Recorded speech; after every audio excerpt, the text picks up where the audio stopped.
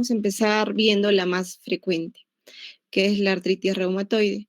La artritis reumatoide, bueno, tiene a lo largo de la historia, ya incluso en los años, en 1630, ya incluso ya la describían, ¿no? Como en este cuadro de la familia Jordaens. Es un cuadro de Jacob Jordan, mm, en la cual muestra las manos de esta mujer, ¿no? que nos, que nos ilustra la sinavitis tanto en las metacarpofalángicas como en las interfalángicas proximales. Como se ve aquí, ¿no? Entonces, estos son los puntos que vamos a tocar. La artritis reumatoide, como ya les había dicho, es una enfermedad articular inflamatoria crónica de tipo autoinmune. ¿Por qué? Porque son los propios los propios autoanticuerpos los que generan daño a nivel de la articulación. Estos autoanticuerpos en artritis reumatoide son aquellos que están en contra de las inmunoglobulinas G. De las enfermedades inflamatorias, ya les había dicho que esta es la más frecuente y la que mayor discapacidad produce. Se considera una enfermedad heterogénea, compleja, ya que involucra factores ambientales que desencadenan la enfermedad en aquellos individuos que están genéticamente susceptibles. El daño que produce esta enfermedad es a nivel de la membrana sinovial, no a nivel del cartílago como en la artrosis, sino es a nivel de la membrana sinovial. La epidemiología, la prevalencia, la verdad que a pesar de que es la más frecuente de las enfermedades reumatológicas, todas estas enfermedades son enfermedades poco prevalentes. Esta tiene una prevalencia global entre 0.5 al 1%, sobre todo en aquellos países occidentales. En Perú, la verdad hay pocos estudios, pero de estos pocos también coinciden con la prevalencia global, entre un 0.5 a un 0.6%. Tiene que ver con las etnias, sí, se ve que en la etnia de los nativos americanos la prevalencia es mucho más alta, del 5 al 6%. Y por ejemplo, en este gráfico en Australia tenían una prevalencia del 0%, bien raro, ¿no? En China la prevalencia es baja del 0.4%, pero en Estados Unidos llegaba a un 0.6%. En promedio, consideren 0.5%. La incidencia, o sea, es la presentación de casos nuevos, es mucho más frecuente en mujeres con respecto a los hombres. Varía del 0.4 por cada 1.000 habitantes en el caso de las mujeres, en el caso de los varones en 0.2 por cada 1.000 varones, ¿no? El género es muy importante. Generalmente estas enfermedades autoinmunes, por lo general, son más frecuentes en el sexo femenino, por lo general. En el caso de AR tienen una relación de mujeres a hombres de 2 a 3 a 1. Y la edad de presentación más frecuente es entre la cuarta y la quinta década de la vida. ¿Hay algunos factores de riesgo que predisponen? Sí, no todo es genético. Hay factores de riesgo genético que corresponden al 60% del riesgo, pero hay un 40% de riesgo que corresponde a factores no genéticos. Dentro de los factores genéticos, la susceptibilidad genética, por ejemplo, el HLA-DRB1 se ha descrito que está muy relacionado con el desarrollo de AR. Hay algunas modificaciones epigenéticas como la metilación del DNA y la acetilación de la histona. Dentro de los factores no genéticos, el tabaco, ese sí es un factor que se ha demostrado que está asociado con la AR y tiene un riesgo. Aquellos pacientes que son fumadores crónicos tienen un riesgo de 20 veces mayor en comparación con los no fumadores y está relacionado con la hipometilación del DNA. La microbiota, sobre todo la microbiota periodontal, también se ha descrito relacionada como un factor de riesgo para AR y dentro de ella se ha descrito a este germen que es la Porphyromonas gingivalis. El sexo, que de por sí es un factor de riesgo no modificable, habíamos dicho que es más frecuente en las mujeres, con una relación de 3 a 1, ¿no? 2 a 3 a 1, ¿no? En relación a los hombres. Y se ha visto que también que aquellas mujeres nulíparas y aquellas mujeres que están en la etapa del posparto tienen mayor riesgo de desarrollar AR o de empeorar la enfermedad. La dieta occidental también se ha descrito como un factor de riesgo y algunos factores étnicos, les había dicho, ¿no? Que es mucho más frecuente en aquellos nativos americanos. Hay algunos agentes infecciosos aparte de la porfiromona gingivales que se han relacionado con la R, sí. Y dentro de todas estas patologías tienen que ver mucho los cuadros virales. En este caso, la infección por parvovirus B19, virus de Epstein-Barr, chikungunya también se han visto relacionados, así como la Prevotella copri se ha relacionado con AR temprana. Hay otros factores como la obesidad, deficiencia de vitamina D y el bajo nivel socioeconómico que también se han relacionado. Hay un dato interesante de un estudio que encontraron que el consumo moderado de alcohol podría reducir el riesgo de AR, pero eso es como un dato secundario, ¿no? La incidencia, bueno, a lo largo del tiempo, la Sociedad Americana de Reumatología ha tratado de presentar algunos criterios de clasificación para poder decidir si un paciente puede incluirse dentro cumple criterios para AR o no. Y basado en esos criterios, la incidencia mundial ah, se observa en estos estudios que por lo general va entre 0.5%, ¿no? Con mayor incidencia en Estados Unidos y con menor incidencia en Francia. Estos estudios que se han hecho en Norteamérica y en Europa. Y también se puede ver que en estos casos también lo más frecuente es que predominen el sexo femenino, a diferencia del sexo masculino. Los estudios de prevalencia a nivel mundial eh, también indican lo mismo. Por ejemplo, en Suecia es el país donde mayor prevalencia ha reportado, a diferencia de Yugoslavia, ¿no? Que tiene un 0.3%. Se mantiene la relación de mujeres con hombres. En Asia, la prevalencia es de un 0.4% y en este estudio en Argentina demostró un 0.3%.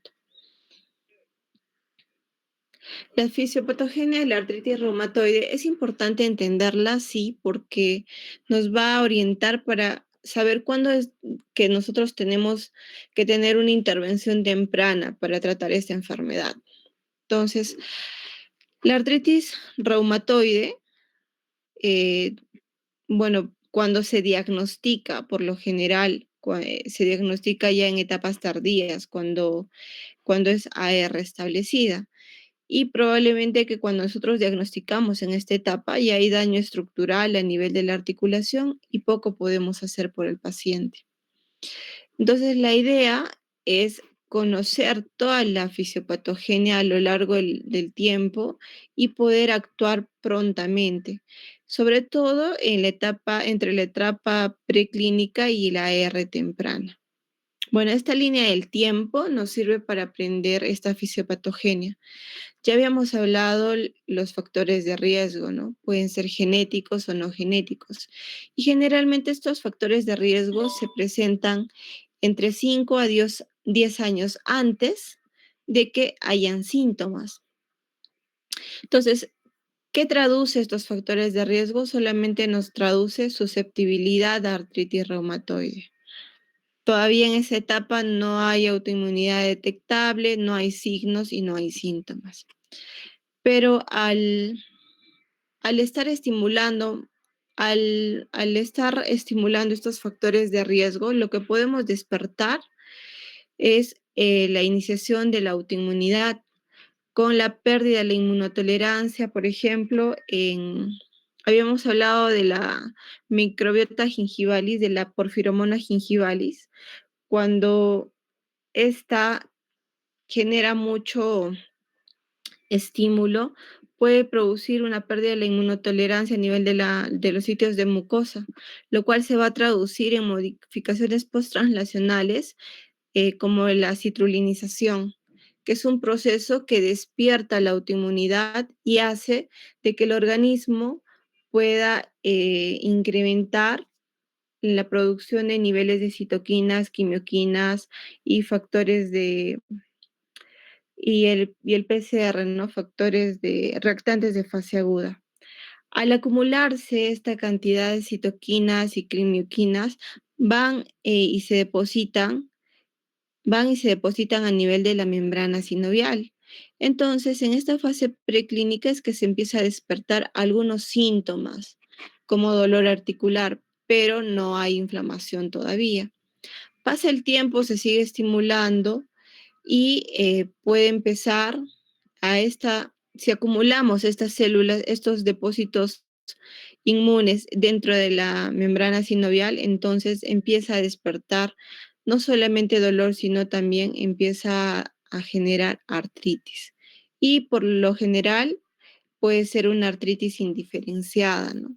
Sobre todo a nivel de manos, en articulaciones metacarpofalángicas e interfalángicas proximales. Es en esta etapa donde nosotros tenemos que intervenir prontamente para evitar la propagación de la autoinmunidad, porque ya sabemos, cuando ya hay depósitos de células inmunológicas a nivel de la membrana sinovial, lo siguiente es que generen daño, infiltren y generen daño, lesión a nivel de la articulación y finalmente discapacidad, ¿no? Entonces es acá donde nosotros tenemos que intervenir y es aquí también donde nosotros podemos hacer el dosaje de estos autoanticuerpos. Si bien es cierto, estos autoanticuerpos como el factor reumatoide y el anti-CCP se forman en la etapa preclínica por el incremento de citoquinas, es en la etapa de R temprana donde estos se positivizan, ¿no? Y nos pueden ayudar a orientar el diagnóstico clínico. Una vez visto esto, vamos a ver algunos mecanismos de iniciación y de progresión de AR. Bueno, les había hablado de estas modificaciones posttransduccionales que podían producir citrulinización o carbamilación. La citrulinización es el cambio de la peptidilarginina por peptidilcitrulina. ¿Y qué ocurre durante ese cambio? Produce una activación celular, sobre todo en las células presentadoras de antígenos y de los macrófagos. Estos, a su vez, lo que van a hacer es activar a la inmunidad adaptativa y la inmunidad adaptativa va a activar a su vez a los linfocitos T y a las células B. Y estas son encargadas de producir autoanticuerpos, ¿no? Entonces, la inmunidad adaptativa, la respuesta adaptativa es muy importante dentro de la patogenia de la R. Esta producción de autoanticuerpos, por ejemplo, ¿qué detectamos con el factor reumatoide? Nosotros detectamos los anticuerpos contra la inmunoglobulina G, que son estos autoanticuerpos. ¿Y qué encontramos con los anti-CCP? Lo que detectamos es la citrulinización. Entonces, ¿qué producen estos autoanticuerpos? Lo que van a producir o sea, van a inducir a que tanto las células presentadoras de antígenos, los macrófagos, algunos sinoviocitos similares a los fibroblastos, produzcan muchas citoquinas y quimioquinas. Dentro de ellas, el factor de necrosis tumoral, la interleuquina 1, la interleuquina 6, la interleuquina 8, algunas otras quimioquinas, la interleuquina 2, la interleuquina 17 y el interferón gamma. Todos estas citoquinas lo que van a producir es el acúmulo de estas van a producir daño y destrucción a nivel del cartílago articular y consecuentemente daño a nivel de la articulación y deformidad y con la consecuente discapacidad. Entonces, es en esta etapa en la cual nosotros tenemos que tratar de actuar prontamente.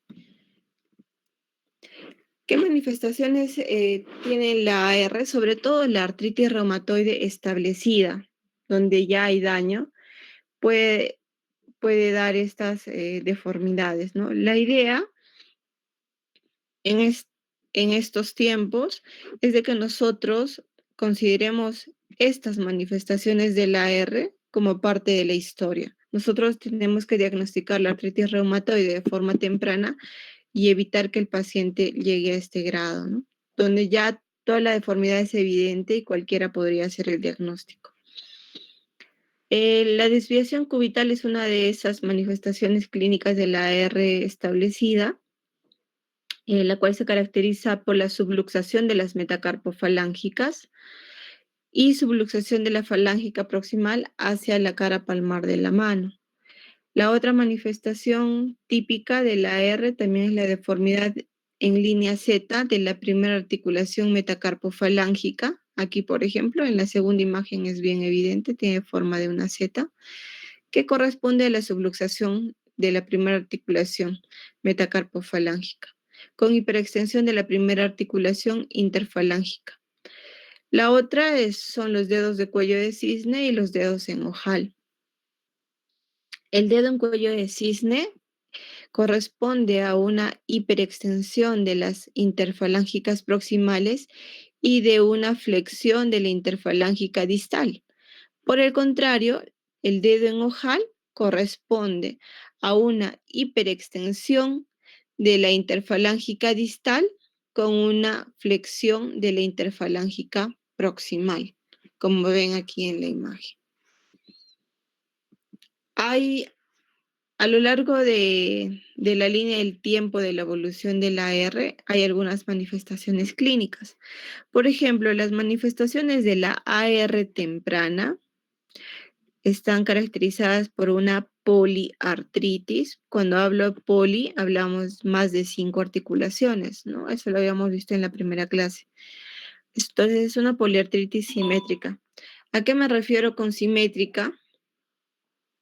Que está tanto en el miembro derecho como en el izquierdo. Y por lo general empieza en la segunda y tercera articulación, tanto interfalángica proximal y metacarpofalángica. Entonces, el segundo y el tercer dedo por lo general son los que primeramente se afectan. Si tuvieran un paciente que tiene inflamación, dolor articular a este nivel, pues sospechen de AR, ¿no? Y busquen algunos factores de riesgo asociados. En la R establecida, lo que ya habíamos hablado, ¿no? La subluxación de las metacarpofalángicas, las deformidades en cuello de cisne, las deformidades en ojal de botonero o la deformidad en pulgar en Z, que es de la primera metacarpofalángica. Y en el caso de la R tardía o la R severa, es cuando la R ya ha alcanzado una discapacidad, ya ha generado discapacidad en el paciente. En esta etapa de la enfermedad ya hay puede haber una afectación mutilante de las articulaciones, puede ser del tobillo, del pie, de las manitos, ¿no? Lo cual va a llevar a una discapacidad del paciente. El compromiso articular es el compromiso principal en la artritis reumatoide, pero esta enfermedad, al ser una enfermedad autoinmune, muchas veces no solamente ataca la articulación, sino puede tener otros compromisos, y estos compromisos pueden ser importantes. A nivel hematológico nos puede producir anemia, nos puede producir neutrofilia, trombocitosis. La anemia en AR podría ser no solamente por la enfermedad, en ese caso podría ser ferropénica. Si tuviéramos una anemia eh, megaloblástica en aquellos pacientes que usan metrotexato, probablemente es porque a ese paciente no se le está dando ácido fólico. Entonces es importante que ustedes en pacientes de AR que usan metrotexato siempre tienen que suplementar con ácido fólico por el mecanismo de acción del metrotexato, básicamente. La trombocitosis también es un síntoma, una manifestación hematológica, la neutrofilia, y es importante que se acuerden de este síndrome, que es el síndrome Felty, que está caracterizado por una triada. La triada es AR, esplenomegalia y neutropenia. Si en un paciente con AR encuentran neutropenia, busquen que no haya una esplenomegalia y este paciente no esté haciendo un síndrome Felty. A nivel neurológico, bueno, a nivel pulmonar, puede haber efusión pleural, puede haber bronquiolitis obliterante, pero lo más importante y más asociado es el daño pulmonar intersticial. Por ejemplo, esta es una imagen en panal de abejas, sobre todo en las bases de ambos pulmones. Importante que tengamos que diferenciar entre la enfermedad pulmonar intersticial por AR con la enfermedad pulmonar intersticial por metrotexato. Entonces, si ustedes van a iniciar metrotexato a un paciente, también sería ideal que le pidan una plaquita, ¿no? Y ver que inicialmente este paciente no tenga compromiso pulmonar, porque más adelante van a tener la duda si fue por la AR o fue por el medicamento. Otro compromiso neurológico que, que se muestra en AR son las neuropatías, sobre todo la neuropatía del síndrome del túnel del carpo, puede estar asociado a mononeuritis múltiple y a algunas otras neuropatías periféricas. A nivel cardíaco puede estar asociado a pericarditis o a vasculitis coronaria, pero eso es muy raro. A nivel cutáneo, sí hay algunas manifestaciones, como los nódulos reumatoides. Generalmente eso se ve en etapas avanzadas de la enfermedad y son depósitos, ¿no? Son nodulaciones, sobre todo a nivel de codos, rodillas, en superficies de extensión. La vasculitis periférica también. Úlceras en miembros inferiores también está muy asociado, sobre todo en etapas avanzadas de la AR. Y la alopecia, que puede estar asociado tanto a la enfermedad como a la medicación. ¿Y a qué medicación para R nos puede dar alopecia? Es la leflunomida y el metrotexato. También nos pueden dar caída de cabello. Como complicaciones de la R a nivel ocular, también puede asociarse un síndrome de ojo seco, lo cual conocemos como xeroftalmia. Boca seca también es otro síntoma que se puede asociar. A nivel ocular es importante, bueno, estos son los nódulos reumatoides, ¿no? Y esta, la imagen anterior, es las lesiones cutáneas por AR que se puede dar, las vasculitis periféricas. A nivel ocular, las escleritis y la epiescleritis. Es importante diferenciar ambas porque la escleritis, el tratamiento tiene que ser agresivo. En cambio, la epiescleritis no es agresivo, ¿no? Es solamente un ojo rojo y hay que hidratar nada más. Otras manifestaciones, la boca seca, la osteoporosis, la atrofia muscular y también una de ellas la subluxación atlantoaxial. Hay bastante compromiso a nivel cervical por AR y también por la articulación temporomandibular. Entonces no se olviden que esta subluxación atlantoaxial, buscarla en aquellos pacientes con AR que refieren una cervicalgia, ¿no? Cuya causa no la hayamos definido.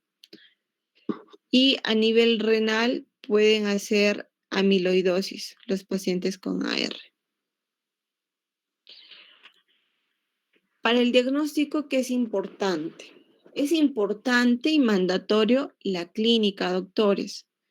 No es todo paciente con dolor articular le pido factor reumatoide y todo factor reumatoide positivo es AR. No.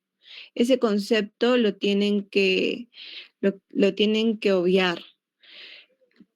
Acá lo que más va a valorar es la clínica. Y tienen que valorar que haya un compromiso poliarticular simétrico en ambas manos, con un ritmo inflamatorio. Quiere decir que calma con la actividad, empeora con el reposo prolongado. Puede haber rigidez matutina, sí, y esta es prolongada más allá de 1 hora. Eso les voy a repetir todo el tiempo. ¿Y a partir de cuándo nosotros podríamos sospechar de AR? Quiere decir, si un paciente viene y me dice que hace 1 semana está con dolor e inflamación articular, ¿yo le empiezo a hacer el estudio? No. Generalmente tiene que pasar por lo menos 1 mes y medio, 6 semanas. Si durante las 6 semanas yo doy manejo con AINES y con los AINES hay respuesta, pues me habla de un ritmo inflamatorio.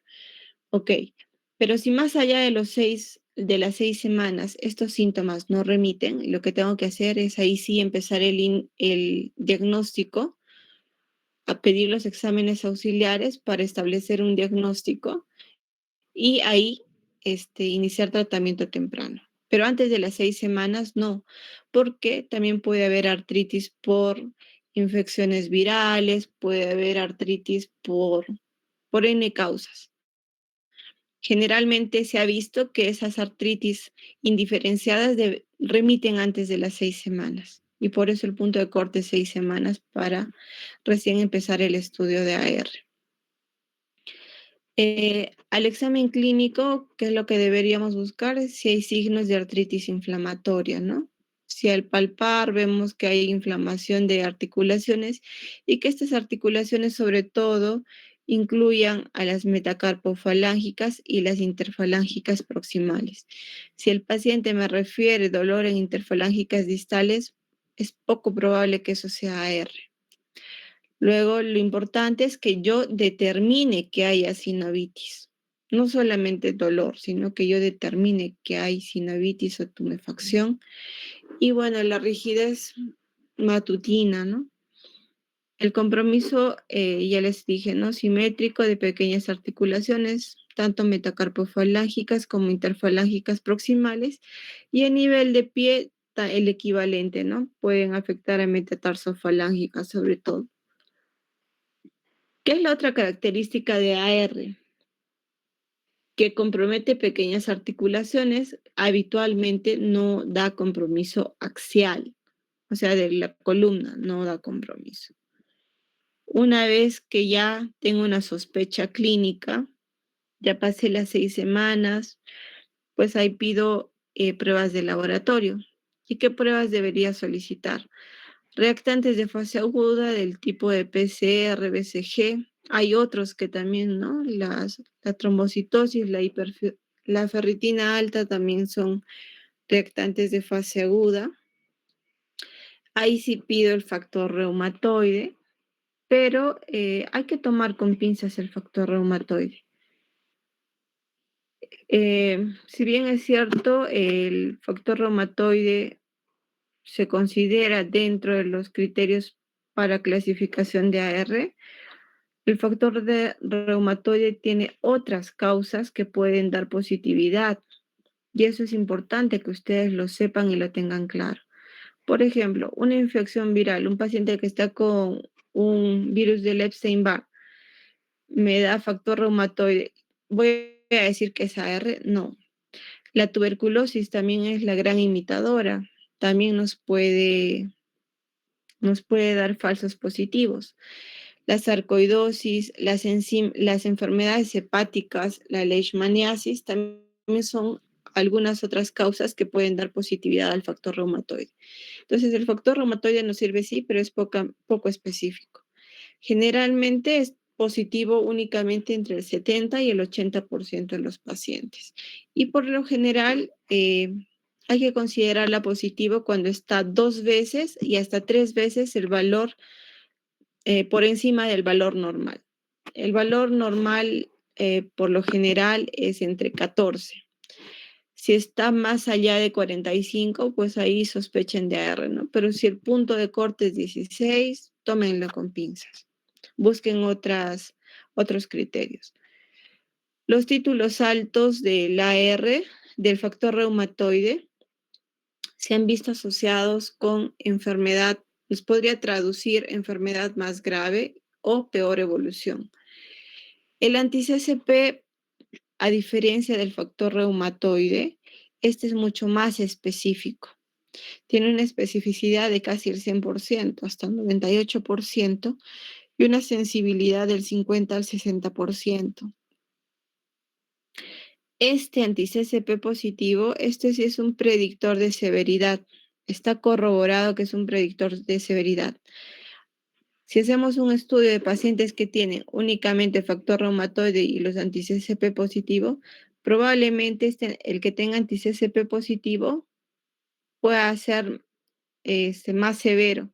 ¿Y a qué me refiero con severidad? Que producen mayor erosión a nivel articular. Entonces es un marcador de enfermedad erosiva y es un predictor de severidad, el anti-CCP, y es más específico. Estos reactantes de fase aguda, ¿no?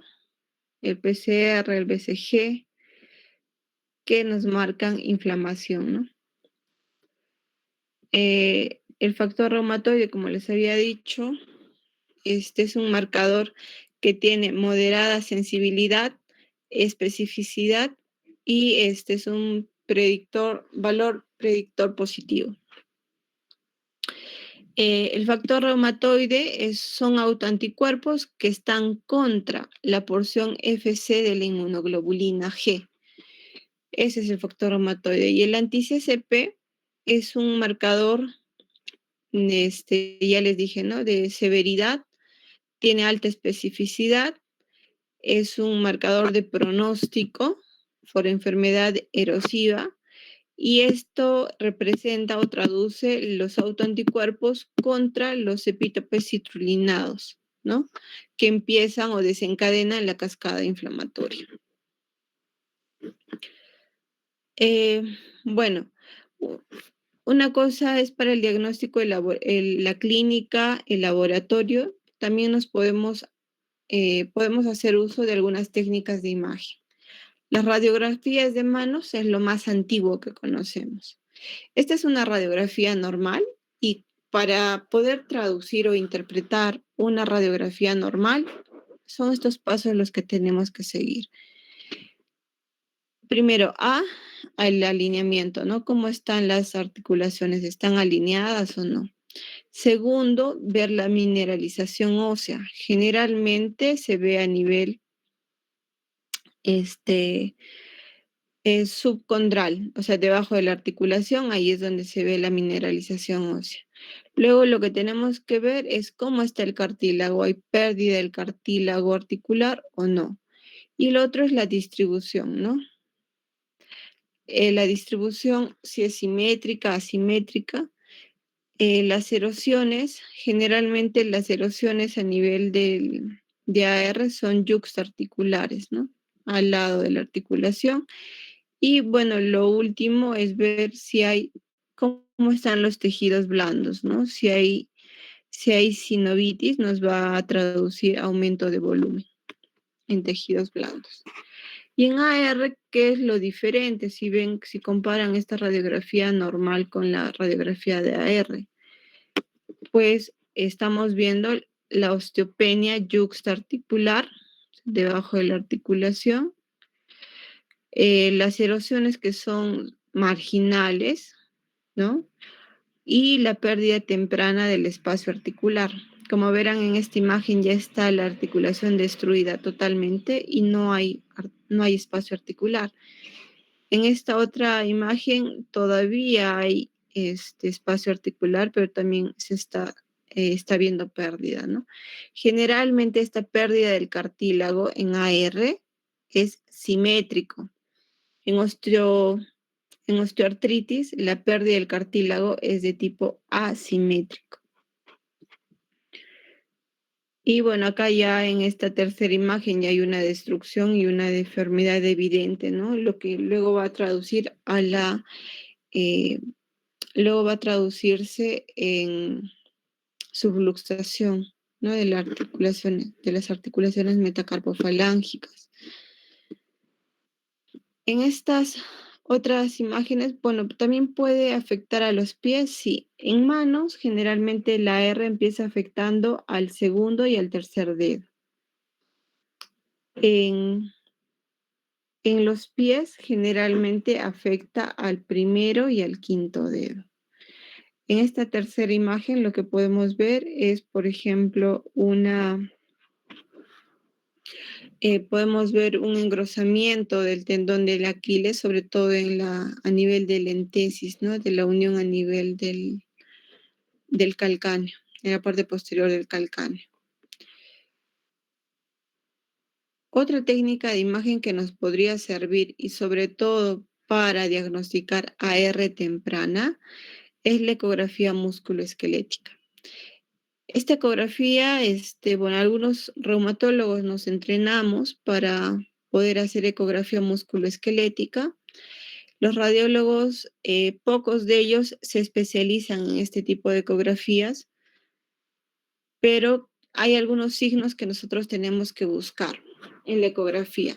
Habíamos dicho que habitualmente en las manitos el segundo y el tercer metacarpo falángico e interfalángicas proximales son las que se afectan. Entonces, en esta imagen lo que estamos viendo son erosiones. Pueden haber ya erosiones tempranas, pero la sintomatología recién está iniciando. Entonces, para eso, ¿cómo podemos ver si la enfermedad está activa o no? A estas erosiones, a esta imagen con erosiones, le ponemos Doppler. Si el Doppler es positivo, si pinta, entonces nos habla de actividad de la enfermedad. Porque puede ser que un paciente ya, ok, tenga sus erosiones, pero toma un tratamiento de forma regular y este está controlado. Si tú le haces la ecografía, puede que no tenga Doppler positivo. Pero si tú encuentras Doppler positivo, entonces tu tratamiento tiene que ser más agresivo. ¿Ya? Y importante, cuando se hace ecografía, si yo encuentro una imagen en el plano longitudinal, tengo que confirmarlo en el plano transversal también. Otra técnica de imagen con la sensibilidad similar a la de la ecografía, pero mucho más cara, es la resonancia, ¿no? Sobre todo tenemos que solicitar la resonancia potenciada en T1 y en T2 con supresión grasa. Por ejemplo, esta primera imagen es una imagen en T1,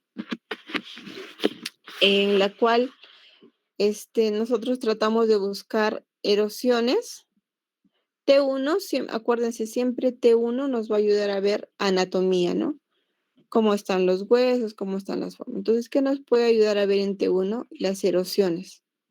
Y si hay edema óseo, ¿no? Cuando hay edema óseo nos habla de actividad de la enfermedad. Y en T2, en la supresión grasa, es una prueba que, que es mucho, que es mejor para predecir erosiones. Bueno, una vez conocida la clínica, los síntomas, la sospecha clínica, hemos pedido los exámenes y sospechamos de AR, entonces queremos clasificar, o sea, queremos ver si realmente los síntomas que vemos corresponden a AR o no. Para eso, en el 2010, tanto la Sociedad Americana de Reumatología como la Liga Europea de Reumatología, EULAR, propusieron algunos criterios de clasificación. Ojo que es diferente hablar de criterios de clasificación con criterios diagnósticos. Habitualmente, los criterios de clasificación son utilizados para incluir a un grupo de pacientes en un estudio experimental. Entonces, en cambio, los criterios diagnósticos quiere decir que si los cumple, tú haces el criterio, o sea, cumple para clasifica para esa enfermedad. Pero estos criterios de clasificación no necesariamente tenemos que considerarlos a rajatabla. Estos se han extrapolado de los estudios de investigación, pero no son criterios diagnósticos. Entonces, estos criterios de clasificación se ha visto que tienen una sensibilidad del 70 y una especificidad también del 70%. ¿Cuáles fueron, ¿Cuáles fueron los objetivos? Diferenciar, o sea, hacer un diagnóstico temprano, ¿no? Diferenciar de AR temprana de enfermedad crónica erosiva. Anteriormente habían unos criterios de clasificación del año 87. Esos, esos, esos criterios eh, en realidad nos ayudaban a clasificar muy bien la artritis reumatoide, pero no nos reconocían a la R temprana. Por eso quizás en ese tiempo nosotros diagnosticábamos de R cuando ya habían los daños establecidos a nivel de la articulación. Pero el objetivo de ahora es reconocer la artritis reumatoide de forma temprana y tratarla oportunamente. Entonces, estos criterios, para que un paciente podamos clasificarlo, necesita dos condiciones. Una, que al menos este paciente tenga una articulación clasificada como sinovitis, o sea, que haya tumefacción, al menos una, para que yo empiece a usar estos criterios. Y lo otro es de que, ok, el paciente tenga sinovitis, pero que, que esa inflamación articular no haya sido explicada por otra causa. ¿Qué quiere decir? O sea, que no haya sido explicada por un compromiso viral, que no sea una artritis reactiva, que no sea una artritis por psoriasis, que no sea una artritis por lupus. O sea, si ya he descartado todas esas enfermedades y el paciente sigue teniendo sinovitis, pues entonces utilizar estos criterios de clasificación. ¿Y qué puntaje necesito? Necesito más de 6 puntos de los 10. ¿Y cómo se hace? Se clasifica en cuatro grupos. Uno, que es la parte clínica, ¿no? Que va con el compromiso articular. De acá puedo elegir cualquiera de estos puntajes, el 0, el 1, el 2, el 3 o el 5. ¿Y cómo los elijo? Si hay una articulación grande inflamada, o sea, digamos una rodilla, el puntaje es 0. Si encuentro entre 2 y 10 articulaciones grandes inflamadas, el puntaje es 1. ¿Por qué les dan estos puntajes bajos? Porque ya dijimos que la artritis reumatoide, sobre todo, compromete a pequeñas articulaciones. Por ejemplo, si tengo de 1 a 3 articulaciones pequeñas, eso tiene mayor peso que una articulación grande. Eso corresponde a 2 puntos. Si tengo de 4 a 10 articulaciones pequeñas inflamadas, es 3 puntos. Y si tengo más de 10 pequeñas articulaciones inflamadas, me da un puntaje mayor de 5 puntos. Esa es la parte clínica. La otra es la parte serológica. En la parte serológica no necesariamente tengo que pedir factor reumatoide y anti-CCP. Solamente uno de ellos se necesita para su clasificación. Por ejemplo, si tengo un factor reumatoide negativo y un anti-CCP negativo, pues eso es un puntaje de 0. Si tengo un factor reumatoide con positividad baja, o sea, menos de 3 veces el valor normal, o un anti-CCP también con positividad baja, el puntaje es de 2. Y si tengo un factor reumatoide con alta positividad, o sea, más de 3 veces el valor normal, hablo de factor reumatoide cuantitativo, ¿ah? Porque también hay factor reumatoide cualitativo, esos que nos ponen en crucecitas. Eso no nos sirve. Tienen que solicitar factor reumatoide cuantitativo. Entonces, si tengo a títulos altos, ya sea factor reumatoide o anti-CCP, el puntaje es 3.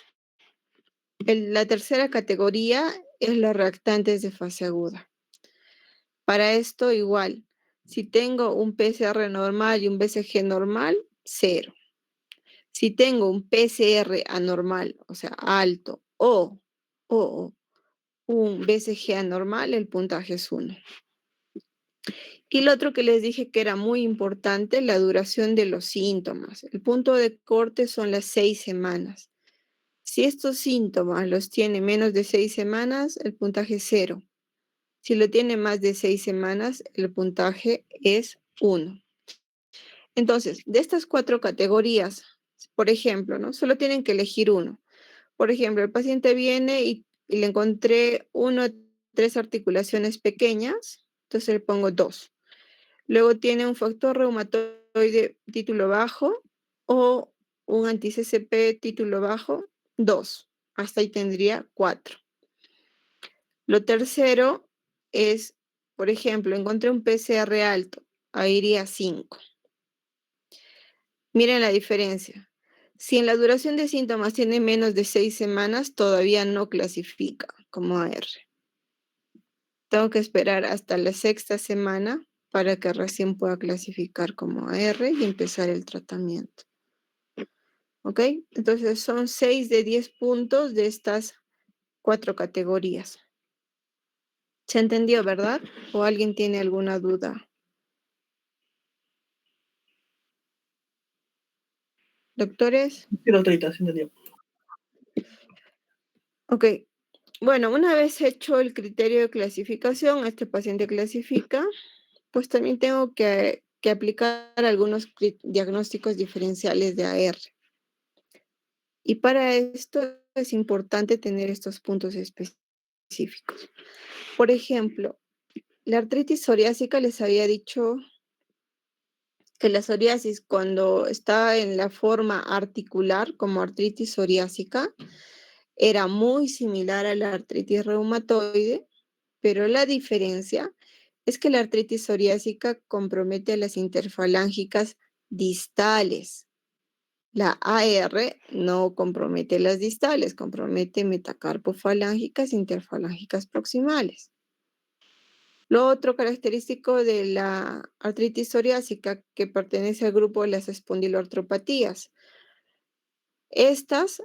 Todas las espondiloartropatías por lo general son de tipo seronegativo.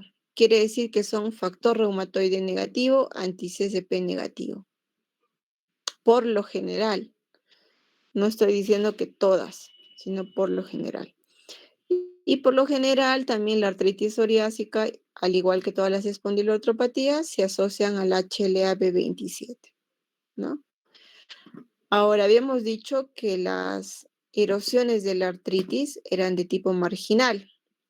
Las erosiones, la artritis psoriásica también produce erosiones, sí, pero este daño es a nivel periarticular.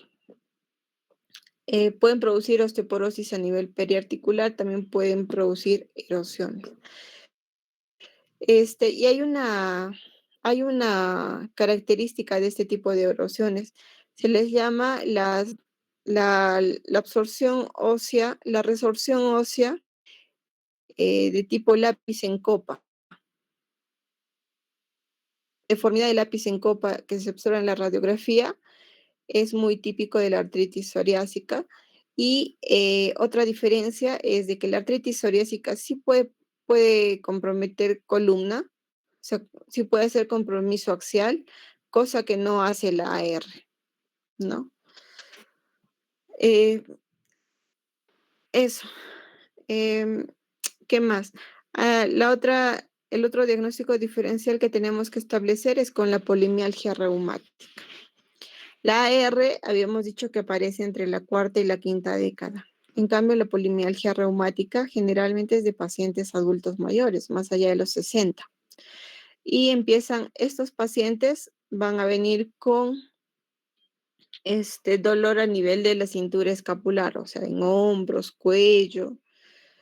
Pueden haber bursitis, tenosinovitis, puede haber sinovitis C. Sí, pero también son factor reumatoide negativo y anti-CCP negativo. Y lo característico de la polimialgia reumática es que tienen el BCG muy elevado.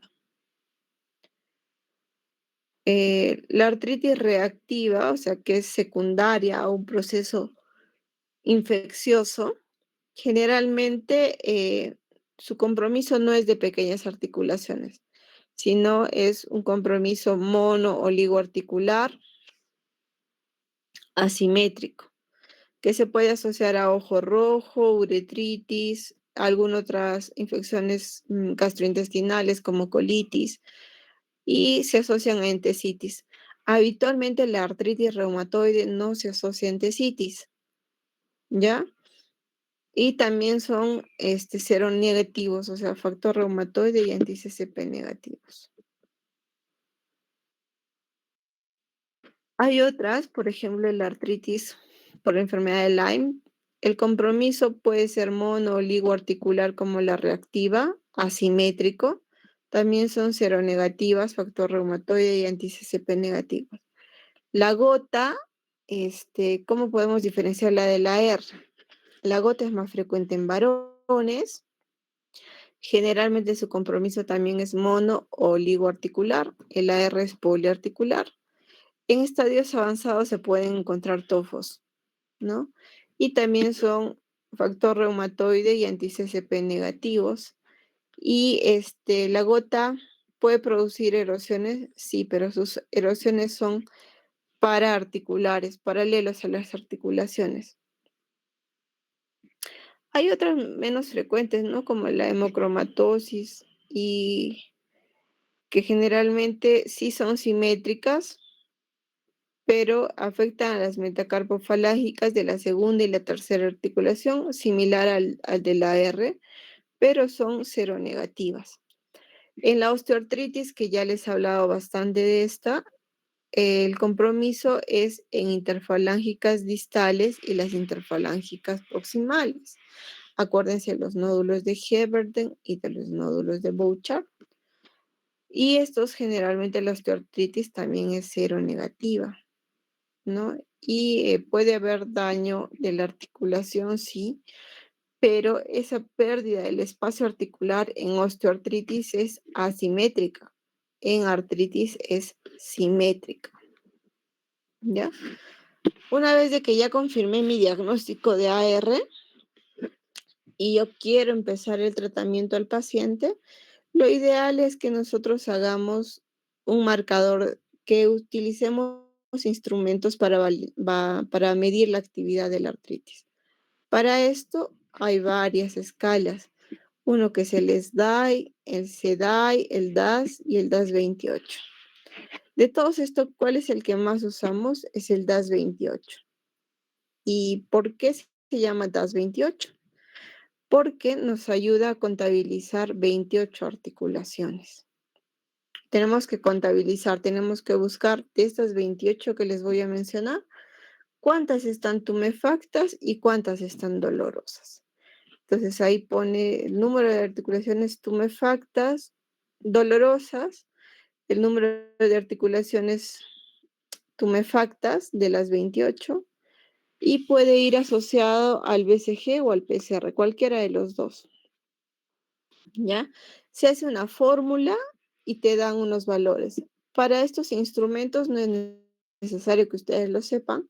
Se los pueden bajar de unas aplicaciones de Reuma, que en la práctica se los voy a pasar. Y bueno, ahí establece, ¿no? Lo que sí tienen que saber es cómo interpretarlos. Bueno, primero les voy a decir cuáles son las 28 articulaciones que se consideran. Unas son las, mm, las 5 interfalángicas proximales, bueno, las 10 interfalángicas proximales, las 10 metacarpofalángicas, ahí vamos 20. Luego las dos muñecas, 22. Luego los dos hombros, 24. Luego las dos rodillas, 26. Ahora me falta 5, 10, 22. Ah, ya, los codos, los hombros y las rodillas. Ahí tenemos las 28 articulaciones, pero no se consideran los tobillos.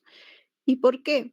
Porque a veces los tobillos es un poquito difícil establecer si la articulación está inflamada o no, porque pueden estar confundidos con los edemas de partes blandas, el edema periférico, la insuficiencia arterial periférica que también podría dar hinchazón a nivel de los tobillos. Entonces, como nos pueden confundir, no se considera. Solamente se consideran las otras 28. Entonces, de esas 28 que le vamos a palpar en la consulta, vemos cuáles están tumefactas, cuántas están dolorosas y podemos usar o el BCG o el PCR. Entonces, de acuerdo a ello nos van a dar unos valores. Si esos valores, por ejemplo, están entre el del DAS 28, están entre 2.6 y 3.2, entonces clasifica como baja actividad. Y si está menos de 2.6, clasifica como remisión. ¿Cuál es el objetivo que tú tienes que tener de tu paciente? Es que si al inicio del tratamiento está en alta actividad, o sea, con un DAS 28 más de 5.1, al menos en 3 meses yo tengo que llevarlo a baja actividad o a remisión. Y que a lo largo de los años mi paciente esté en remisión y en baja actividad.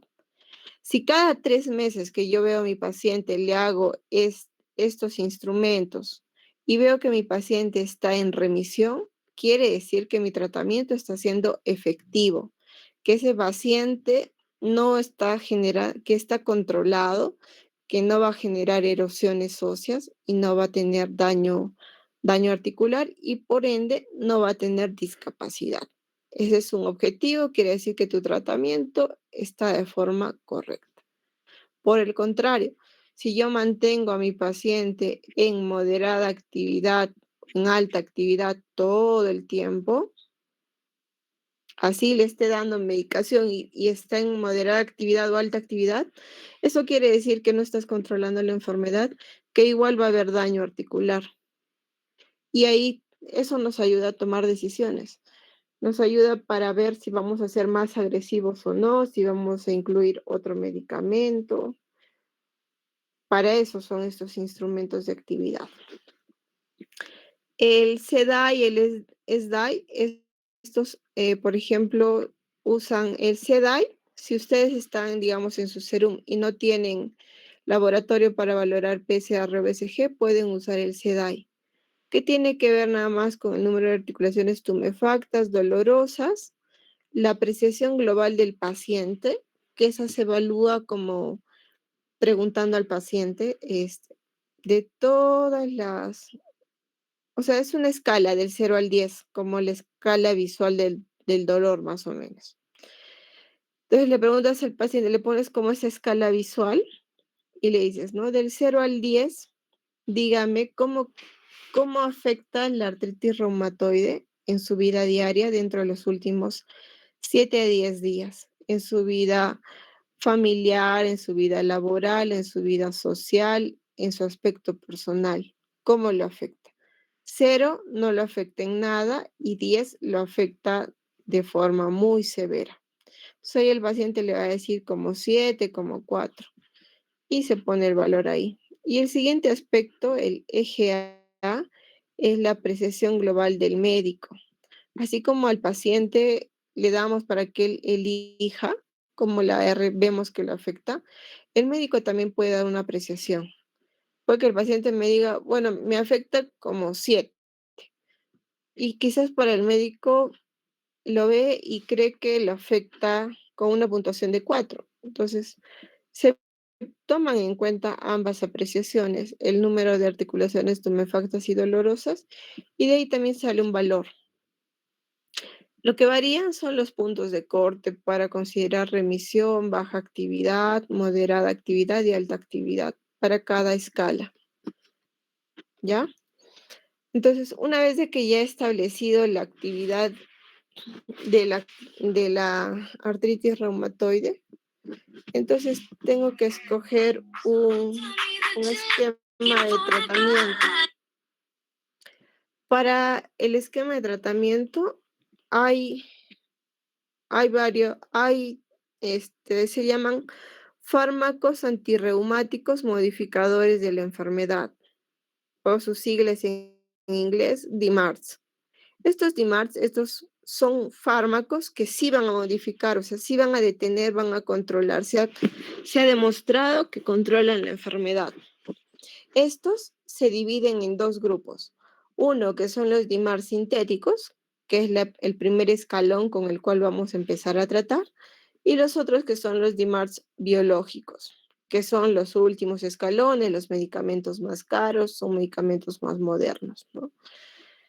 De estos DMARDs sintéticos, tenemos los DMARDs convencionales y los DMARDs target. Dentro de los convencionales está el metrotexate, la sulfasalacina y la leflunomida. Estos tres sí modifican la enfermedad. Por ejemplo, la hidroxicloroquina, que también la usamos, esa no modifica enfermedad, esa no me va a prevenir erosiones. Pero si uso metrotexate, sulfasalacina o leflunomida, y con eso logro una baja remisión o una baja actividad, una remisión o una baja actividad, quiere decir que estoy controlando la enfermedad.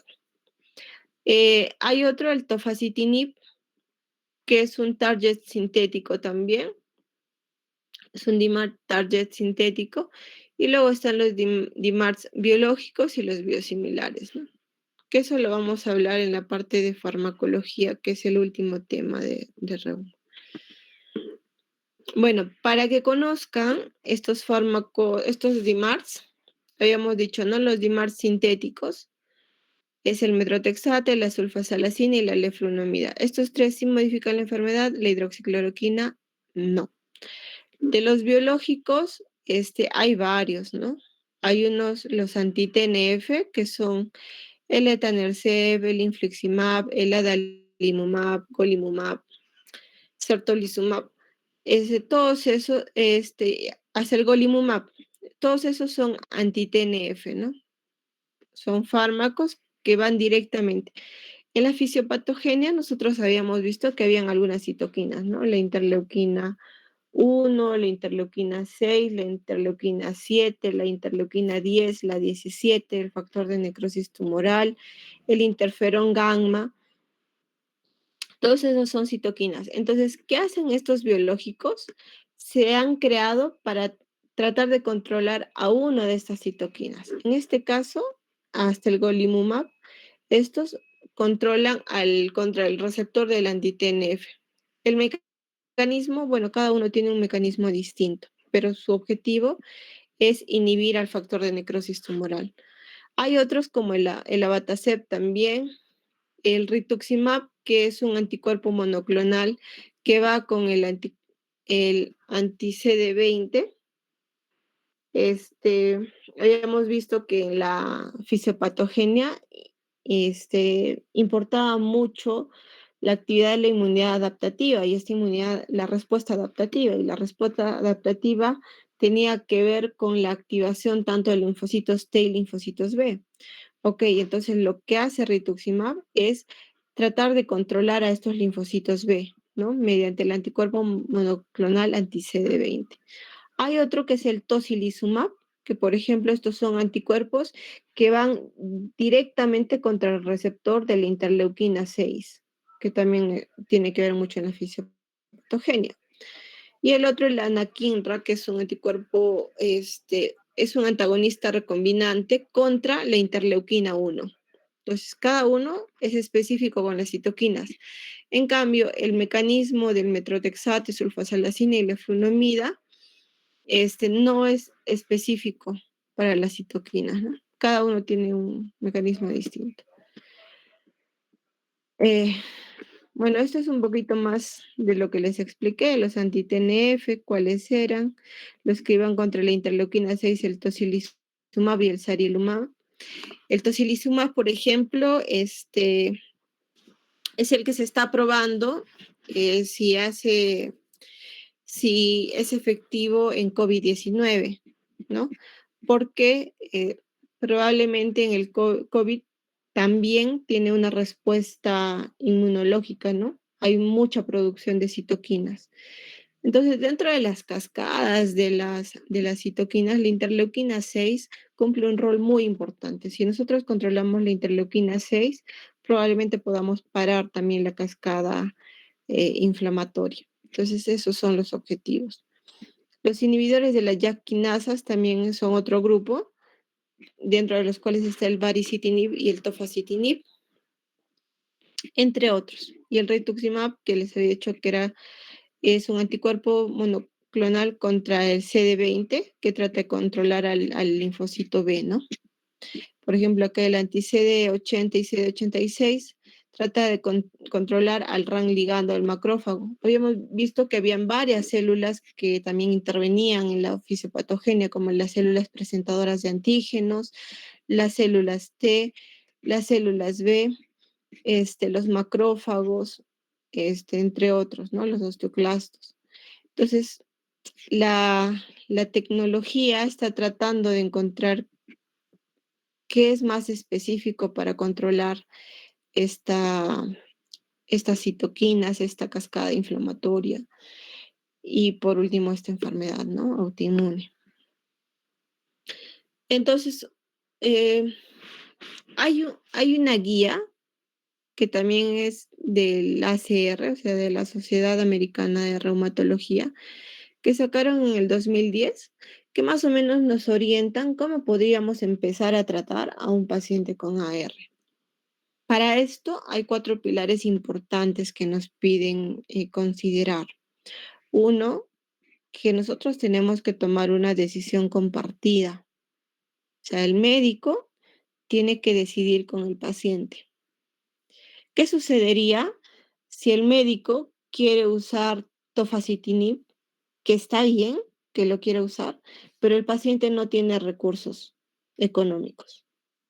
O quizás puede hacer un esfuerzo para comprarse la primera dosis, pero no va a tener dinero para tener continuidad en el tratamiento. Entonces eso no me sirve. ¿A qué me refiero también con decisión compartida? A que el médico tiene que explicar al paciente todos los beneficios de los medicamentos, ¿no? Por ejemplo, entonces, si es una paciente joven que tiene deseos de tener familia a corto plazo, entonces yo le tengo que explicar que primero tengo que controlar la enfermedad y que luego de un tiempo, o sea, de estar con la enfermedad controlada de unos 6 meses más o menos, recién podrá embarazarse. Entonces, tiene que haber una decisión compartida. Ahí la relación médico-paciente es la clave para que este paciente logre el tratamiento. No es solamente recetar la medicación y bueno, señor, vaya usted a seguir esta receta de cocina. No, no es así. Ustedes tienen que primero orientar muy bien, explicar muy bien la enfermedad a su paciente. Es una enfermedad crónica que necesita un tratamiento.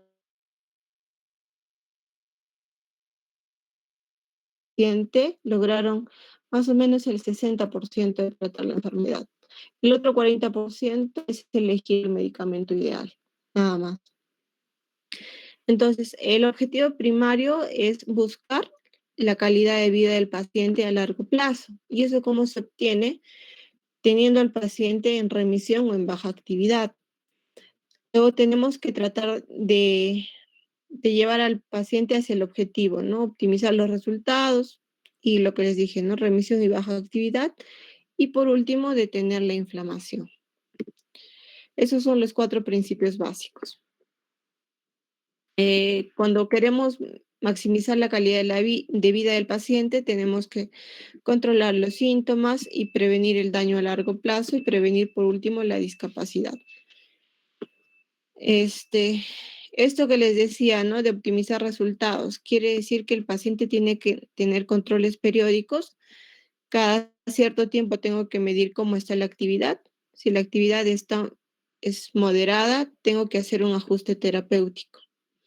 Si logro remisión o baja actividad, quiere decir que mi tratamiento está equilibrado, ¿no? Que no necesito, que ya encontré la dosis óptima para el paciente. Entonces, Basado en esos 4 principios, el ACR del 2010 establece objetivos, ¿no? Que el primer objetivo es obtener la remisión clínica. Si no obtengo remisión clínica, por lo menos baja actividad. ¿Y cómo valoro eso? Con los, doctores, por favor, apaguen sus micrófonos. Doctores, apaguen sus micrófonos.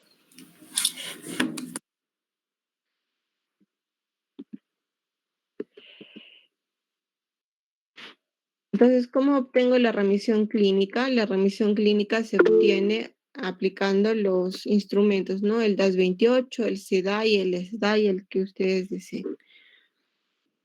La remisión clínica, ¿cómo se define? Como ausencia de signos y síntomas, quiere decir que no hay ni dolor, no hay tumefacción articular.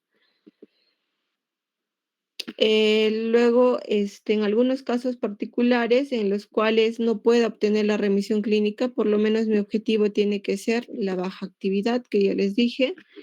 El tratamiento se tiene que ajustar por lo menos cada 3 meses. Y esto, ¿no? Que tienen que medir la actividad.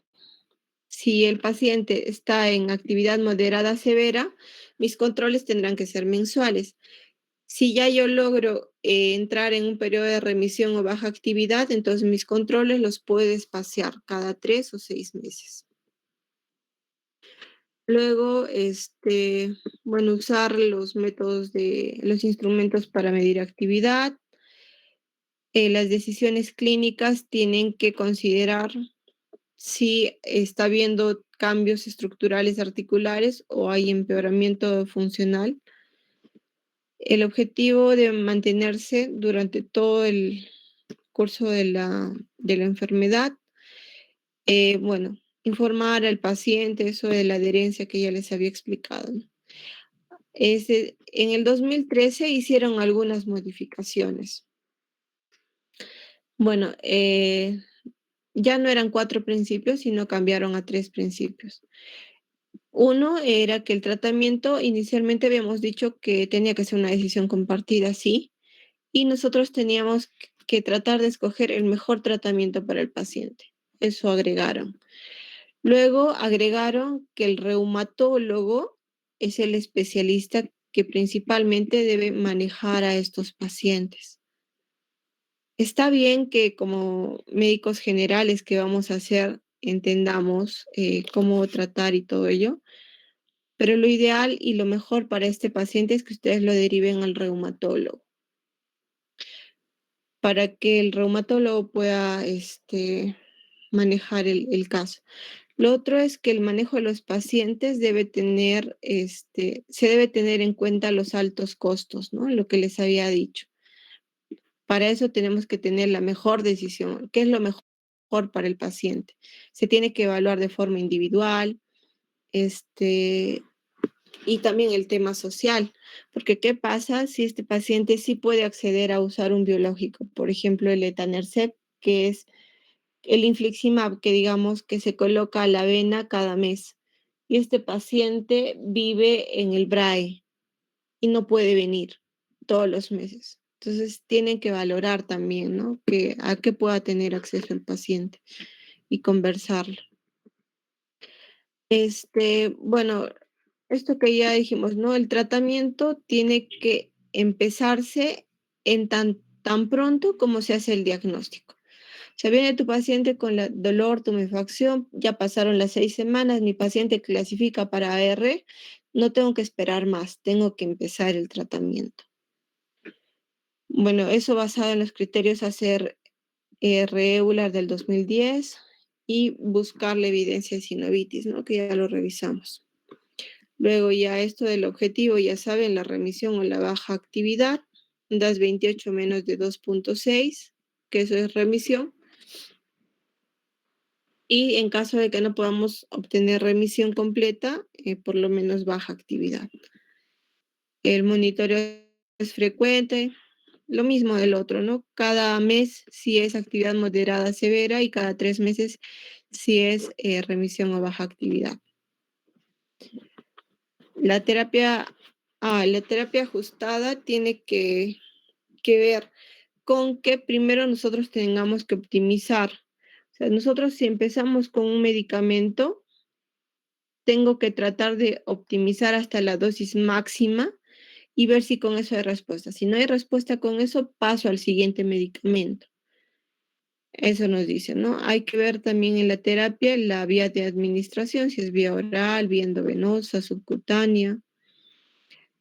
¿Podría yo aplicar infiltraciones con glucocorticoides? Sí, en aquellas articulaciones, digamos, ya estoy 6 meses en tratamiento, ya bajó hasta un 60-70% de dolor articular, pero tiene una rodilla el paciente que le duele y que a veces se hincha. Entonces, ¿qué hago? Infiltro esa rodilla para que ya no le moleste y para que pueda estar tranquilo. Este, A eso se refiere con terapia ajustada. Lo otro es de que el metrotexate tiene que ser la primera estrategia de tratamiento con pacientes con AR activo. Quiere decir que tú diagnosticas un paciente y el primer medicamento que debes usar no es tofacitinib, no es rituximab, sino es metrotexate. Metrotexate, a pesar de que tiene años en el tratamiento del AR, el metrotexate no ha podido ser desplazado por ningún tratamiento. Es un muy buen fármaco. Este es un fármaco de anclaje, como puede ser como monoterapia o como terapia combinada, asociada a glucocorticoides. Inicialmente, nosotros cuando tratamos los 3 primeros meses, podemos usar corticoides para disminuir la inflamación, para disminuir el dolor, pero tienen que entender que los corticoides no modifican la enfermedad. A veces he visto casos en los que los colegas dicen, bueno, sí es una artritis y les dan corticoides a dosis altas todo el tiempo y generan en el paciente efectos secundarios por glucocorticoides. Está bien, le están calmando la dosis, le están bajando la inflamación, pero no están controlando la enfermedad. Tienen que adicionarle ahí los DMARDs y han visto que solamente son 3 iniciales, ¿no? O los sintéticos. Luego, el metrotexate parece reducir las comorbilidades y la mortalidad por AR. Se ha visto que la dosis óptima de metrotexate es entre 25 y 30 miligramos por semana, al menos en los dos. O sea, la respuesta del metrotexate no es inmediata. Se ve al menos a las 8 a 12 semanas, o sea, entre el segundo y el tercer mes. Y la dosis óptima es tener entre 25 y 30. Pero, ¿qué sucede? Quizás esos estudios han sido hechos en pacientes americanos, europeos, ¿no? En los cuales son más altos, tienen mayor índice de masa corporal. En cambio, en nuestros pacientes, cuando a un paciente le das dosis más allá de 20 miligramos semanales, el paciente vía oral no te va a tolerar. Si tú necesitas en un paciente usar más de 20 miligramos, considera la vía subcutánea o intramuscular del metrotexato. ¿Qué otra cosa tienen que conocer del metrotexato? Que necesita, bueno, puede generar náuseas, vómitos, malestar general, luego puedes producir caída de cabello. Bueno, tiene un metabolismo hepático, así es que es necesario que nosotros vayamos monitorizando. Tanto antes de empezar metrotexate, primero pidamos transaminasas para ver base a qué estamos empezando y a los 2 o 3 meses hacer un control de transaminasas. ¿Por qué? Porque el metrotexate puede elevar transaminasas. Si esas transaminasas se elevan hasta 3 veces el valor normal, lo que puedo hacer es bajar la dosis. Pero si se elevan más de 3 a 5 veces el valor normal del metrotexate, lo que tendría que hacer es suspender y no puedo usar metrotexate. Lo otro importante es que por el mecanismo del metrotexate, nosotros tenemos que suplementar con ácido fólico, ¿no? Lo que ya les había dicho. Y que el máximo efecto se espera entre los 4 y los 6 meses. O sea, la respuesta del metrotexate empieza a aparecer a los 2 meses, a las 8 semanas, y su efecto máximo se logra entre los 4 y los 6 meses. Si luego de 6 meses que tú has iniciado este tratamiento no logras respuesta, entonces tienes que añadir otro medicamento, porque ya es el tope, ya es el efecto máximo. En caso de que tú tengas contraindicaciones de uso de metrotexate, ya sea por elevación de transaminasas o porque no te tolera muchas náuseas, muchos vómitos, puedes usar o leflunomida o sulfasalacina, ¿ya? Como primera estrategia. Solo en caso de que metrotexate tenga contraindicaciones. Eso ya les dije, ¿no? Enfermedad hepática, renal y pulmonar. Luego, el metrotexate también está contraindicado en la gestación, al igual que la leflunomida. En ese caso, si tengo una paciente gestante que debuta con artritis, tengo que usar sulfasalacina. La dosis entre 3 y 4 gramos por día. Las pastillas de sulfasalacina vienen de 500 y lo puedo usar cada 12 horas, ¿no? Entonces podría usar entre 3 a 4 gramos, son por ejemplo 3 pastillas en la mañana y 3 pastillas en la noche. Luego, puedo usar los antimaláricos como la hidroxicloroquina o la cloroquina asociado a metrotexate, asociado a leflunomida o sulfasalacina. Sí, me ayuda a disminuir, a controlar los síntomas, pero no me ayuda a disminuir el daño estructural, ¿ya? Ese no me modifica la enfermedad. En pacientes nuevos, que usan estos DMARDs, que ya independientemente se le ha añadido corticoides, puedo usar, o sea, si no logro, por ejemplo, buena respuesta a los 4 a 6 meses con metrotexato, ya tengo que ir pensando adicionarle otro DIMAR. Puedo asociar metrotexate con leflunomida o metrotexate con sulfasalacina. Eso ya, la verdad que es todo un arte elegir estos medicamentos. Los corticoides los puedo usar, pero ojo, acuérdense que es como terapia puente. ¿A qué me refiero como terapia puente? Les dije que los corticoides me ayudan a bajar inflamación, a controlar dolor.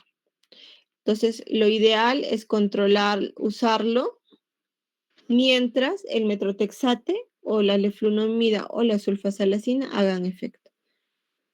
Ya sé que el metrotexate me va a hacer efecto de acá a 2 meses, pero no lo voy a tener con dolor, entonces echo de mano los corticoides. Y por lo general hay que tratar de usar dosis bajas, máximo 10 miligramos por día. No necesitan más para AR. Ya, y generalmente estos corticoides, a medida que pase el tiempo, tendría que ir bajando la dosis según la respuesta, ¿no? Y lo ideal es tratar de quitarlo antes de los 6 meses. Lo ideal es que al final, después de los 6 meses, el paciente o esté con metrotexate, con leflunomida, con sulfasalacina, pero ya no tenga corticoides. Es lo ideal para evitar los efectos secundarios, ¿no? De los glucocorticoides. Ahora, si el objetivo del tratamiento, o sea, la remisión o la baja actividad, no se logra con la primera estrategia y en ausencia de factores de mal pronóstico, se debe cambiar a otra estrategia, ¿no? Entonces, si nosotros ya hemos usado terapia combinada y no logramos remisión o baja actividad, ahí podemos ir escalando, ¿no? Y ahí podemos ir tratando de pensar en un DIMAR biológico, ya sea un anti-TNF, ya sea un anti-CD20, bueno, el que tengamos a la mano. Y ¿a qué llamamos factores de mal pronóstico? Factores de mal pronóstico son títulos altos del factor reumatoide y anti-CCP, que evidenciamos daño articular temprano, ya sea por ecografía, por resonancia, la presencia de erosiones óseas o que tengamos una actividad articular alta. Si nosotros a los 3 o 6 meses que ya estamos usando la medicación no hay mejoría y tiene cualquiera de estos factores de mal pronóstico, tenemos que tratar de usar tempranamente estos biológicos. Mm, bueno, en pacientes con respuesta a insuficiencia metrotexate o, o a otras estrategias, bueno, se puede usar un DIMAR biológico asociado a metrotexate. Mm, bueno, y estas son algunas recomendaciones para uso de los biológicos, ¿no? Podemos usar de primera línea. Si ya usé los convencionales y no me hacen efecto y he pensado usar un biológico, entonces la primera línea, o sea, lo primero que debo usar es un anti-TNF. Y dentro de los anti-TNF está etanercept, infliximab, golimumab, certolizumab, adalimumab, el que ustedes deseen. El tofacitinib, que es un timar sintético, pero que es un dimar sintético, puede considerarse después de que el tratamiento biológico haya fallado, o sea, tercera, como tercera opción, ¿no?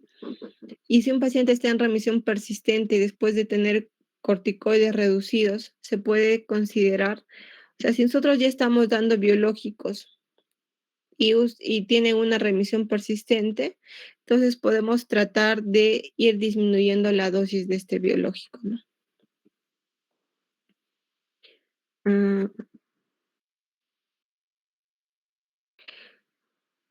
bueno, eso, y ese es el algoritmo más o menos de lo que les iba diciendo, ¿no? Empiezo con metrotexato, o sea, tengo un paciente diagnosticado, si no tiene contraindicaciones para metrotexato, empiezo. Uso la dosis máxima. Si a los 6 meses no hay respuesta, entonces paso a la fase 2. ¿De qué trata la fase 2? La fase 2 significa que yo le puedo añadir, ay, ya, este, empiezo con metrotexato. A los 3 meses no hay respuesta, le puedo añadir corticoides a dosis bajas. Y si no hay respuesta, le puedo añadir o leflunomida o sulfasalacina, ¿no? Luego de esos 3 meses, vuelvo a evaluarlo, o sea, al sexto mes, y no hay respuesta, ahí, cuando ya estoy con esta combinación de DIMARS convencionales, recién debo de plantear usar un DIMAR biológico. De los DIMARS biológicos, ¿qué es lo primero que tengo que ver para usar? ¿No? Si hay factores de mal pronóstico. ¿Cuáles son los factores de mal pronóstico? Factor reumatoide alto, anti-CCP alto, este, daño articular temprano o que tenga o que haya hecho falla a más de 2 DIMARS, o sea, ya usa metrotexato y leflunomida y no hay respuesta, tengo que tratar de adicionar un biológico, ¿ya? Y de los biológicos, ¿cuál es el primero que podemos usar? Los anti-TNFs. Si no hay respuesta con los anti-TNFs, puedo ir sumando puedo ir cambiando uno con el otro, digamos. Yo usé Tanercept, no hay respuesta, puedo usar Infliximab. Y se va viendo igual la respuesta a los 3 o 6 meses. Si a los 6 meses ya he cambiado de biológicos y no hay mejoría, lo que debería hacer es pasar a la tercera fase, en la cual puedo cambiar de diomar biológicos o puedo usar un inhibidor de la JAK quinasa, ¿no? Este, y si no hay respuesta, puedo tratar de cambiar entre estos otros DIMARS biológicos como el rituximab, el abatacept, el tocilizumab, ¿no? Generalmente estos son en la fase 3 cuando para casos severos que no hay respuesta a biológicos. Pocos pacientes llegan a esta fase. Y bueno, eso es todo con respecto a artritis reumatoide. Esta, esta imagen es de una pintora canadiense con AR, ¿no? Que pese a a tener ya una R establecida, que probablemente tenía bastantes limitaciones, eso eso no la limitó para que ella pueda seguir haciendo lo que más le gusta, ¿no? Que es pintar. Y también hay una película acerca de esta pintora. Ok, hasta ahí, doctores, ¿tienen alguna duda? Sí, doctora. A ver. Tenía una pregunta. Si los DIMARS sintéticos fallan, después de los 6 meses cambiamos a los DIMARS biológicos, ¿no? Y si estos Ujú. no están teniendo una respuesta adecuada, los vamos rotando. Entonces, esta rotación de los DIMARS biológicos tendríamos que hacerlo por 6 meses también, Sí, para ver si no hay una falla cada para el 6 tercer meses. esquema. Sí, generalmente son cada 6 meses. Si a los 6 meses Entonces, ya no encuentro, tengo que ir cambiando. ya, doctora. Entonces, el tratamiento, si hay la primera falla, sería de un año, ¿no? En los sintéticos. Si los sintéticos fallan, todo el tratamiento se prolonga por un año hasta ver que los DIMARS los DIMARS biológicos estén actuando de manera correcta. Claro, se va escalando según las fases, ¿no? Y generalmente son cada 3 a 6 meses. Pero tú al tercer mes, tú ya si ves que con metrotexate no está yendo bien, ya tienes que ir pensando adicionar, ¿no? No tanto esperar Ya, los seis. doctora, gracias. Ujú. Ok. ¿Alguien más tiene alguna duda? Yo, doctora. A ver. Doctora, ¿hasta cuántos DIMARS biológicos se pueden usar en la fase 2 para pasar a la fase 3? Los que tengas a la mano. En Perú solamente tenemos 3. Tenemos, bueno, autorizados, ¿no? De forma particular puedes usar los que tú quieras, pero el tema son los costos, son medicamentos de alto costo. Cada ampollita puede estar entre 600, 700, dependiendo de cada fármaco, ¿no? Y depende también el tema de la administración. Hay algunos que son semanales, otros mensuales. Imagínate, ¿no? Tener como que 700 soles mensuales que tengas que destinar solo para la medicación. Pocas personas lo podrán hacer de forma particular. Habitualmente en el seguro, no sé si Minsa, creo que Minsa no les coberturan estos fármacos. El seguro sí les cobertura, pero solamente en casos excepcionales, ¿no? Que son autorizados por un comité farmacológico. Eh, en Perú nosotros tenemos etanercept, infliximab y rituximab. En Europa, Estados Unidos tienen un poco más de libertad y pueden tener muchos más biológicos, ¿no? Nosotros somos algo más limitados.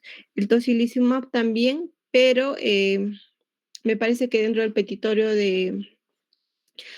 el petitorio de salud solamente está para pacientes con artritis idiopática juvenil. Y de ahí, ¿qué otro más? El adalimumab es para casos específicos también, si lo tenemos. El, ¿Qué otro más tenemos? Mm, Tofacitinib no está dentro del petitorio, no lo tenemos. Esos. Entonces tienes que echar de mano a los que tú tengas, ¿no? Aquí, por ejemplo, en el algoritmo, mm, acá, ¿no? De los biológicos, ¿no? Inicias con anti-TNF, puedes usar tocilizumab, abatacept, rituximab. Si ya has agotado estos y a los 6 meses no logras el objetivo, entonces ahí cambias a la tercera fase, ¿no? Entonces ahí puedes cambiar de biológicos, ¿no? Reemplazar. Puedes cambiar a abatacept o rituximab, o tocilizumab. Los vuelves a, los vuelves a tratar de, de reemplazar. Y en realidad, si acá no tienes respuesta con este nuevo cambio, la última escala es tofacitinib, ¿no?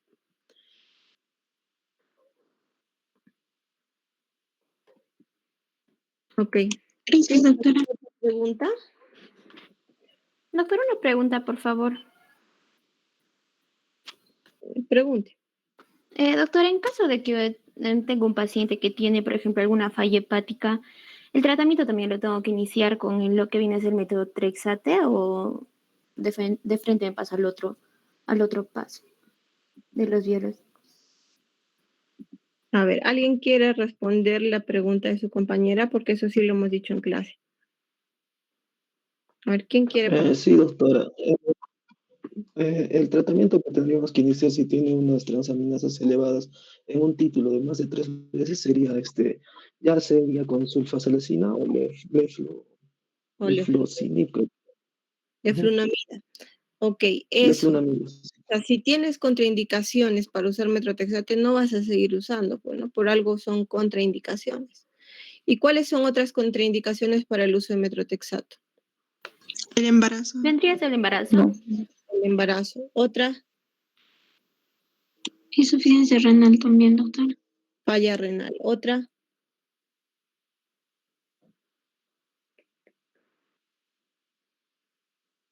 otra, Enfermedades pulmonares. enfermedades pulmonares. Otra,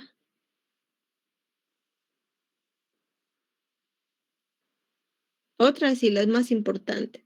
Bueno, no la más importante, pero una que hay que tomar mucho en consideración.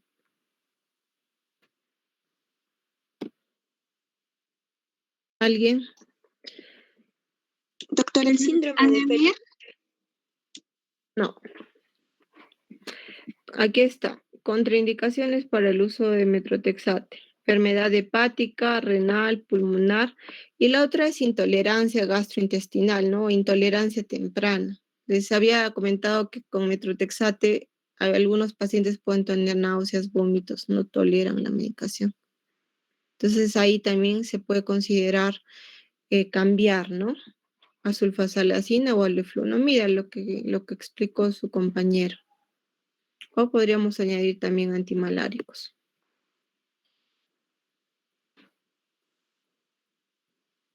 ¿Ya? A mí lo que me importa que antes de que ustedes vean el manejo con biológicos, eso los biológicos lo va a ver el reumatólogo. Lo que a mí me interesa que ustedes tengan claro es cómo es la primera escala de manejo, qué consideraciones deben tener, cómo hacer el diagnóstico.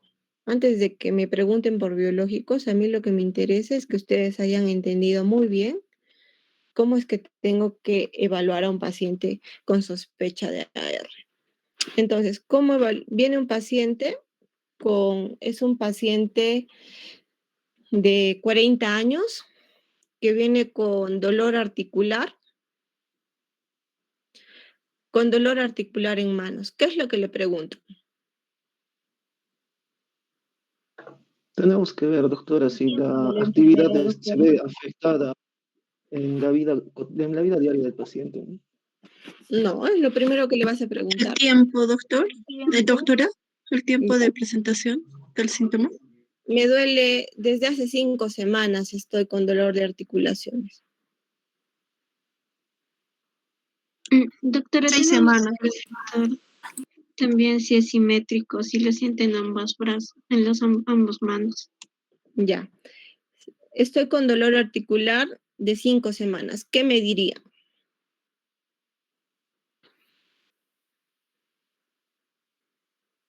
¿O qué harían conmigo? Tendríamos que preguntar si es que ha tenido alguna medicación anterior, ¿no? Como puede ser los AINES, y si estos han funcionado o no.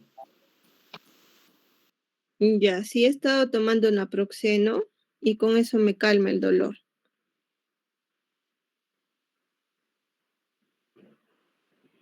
¿Qué más deberían preguntarle al paciente?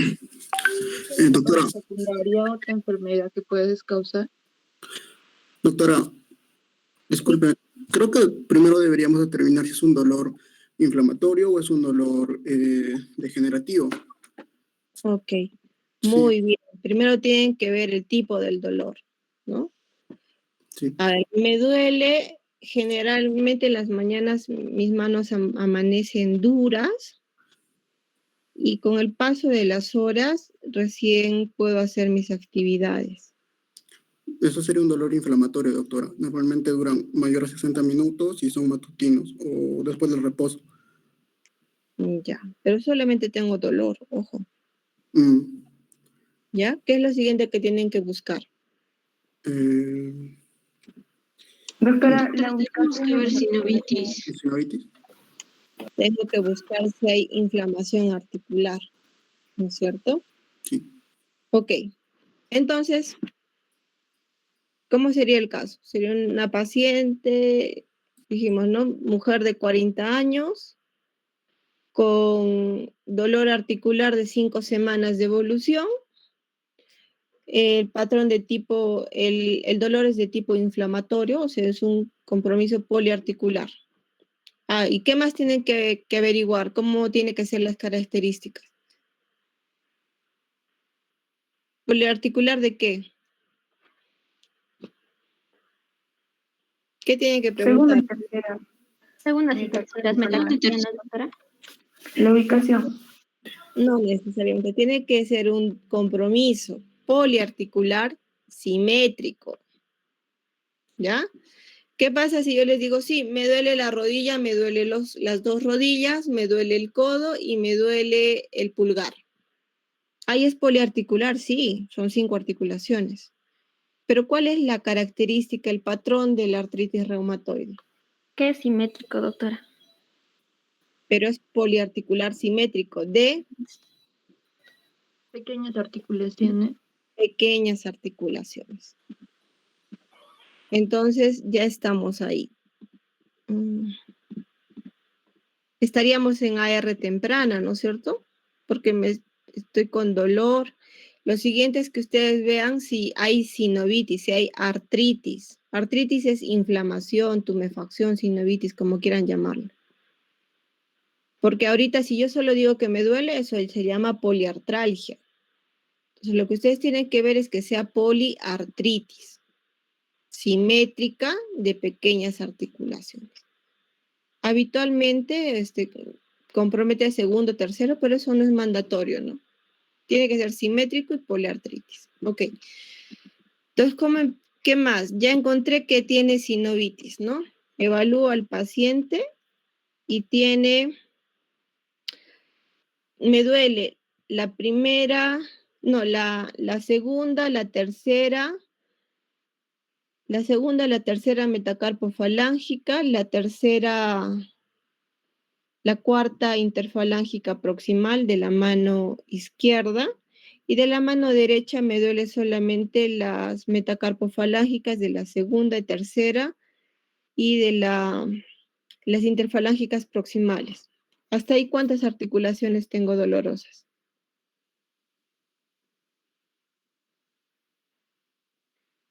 Ya son 8. Y encuentro tumefacción, ¿no? Tú tienes, para empezar el criterio de clasificación, tú tienes que encontrar sinovitis o no necesariamente?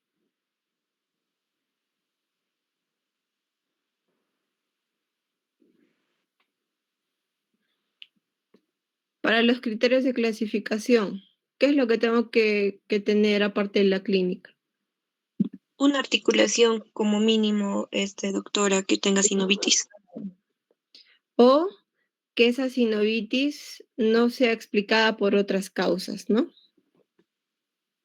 ¿Ok? Como lupus, como gota. O sea, puede ser que yo tenga el dedo del pie inflamado y es una, pero si es por gota, no entra a tallar aquí, ¿no? Entonces, ¿qué es lo que tienes que tomar para los criterios de clasificación? Tienes que hacer tu conteo.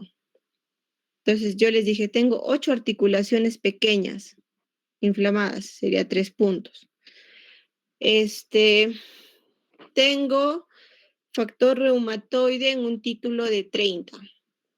¿Qué puntaje le darían? 3 puntos, doctora. 30, no.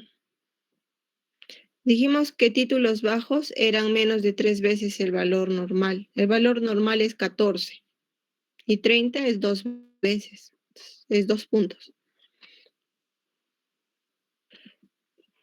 Entonces sería 3 más 2, 5.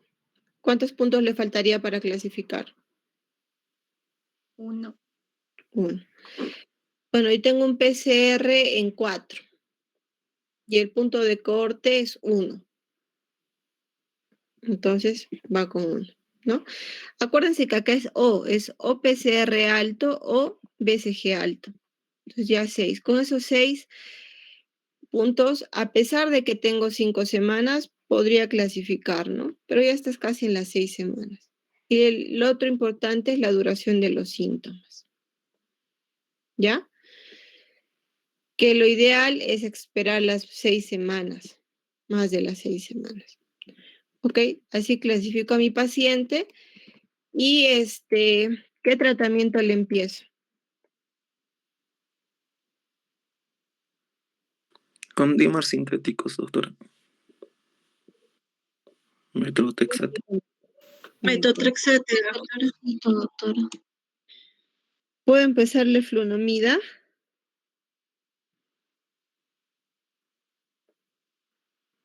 ¿Puedo empezarle flunomida?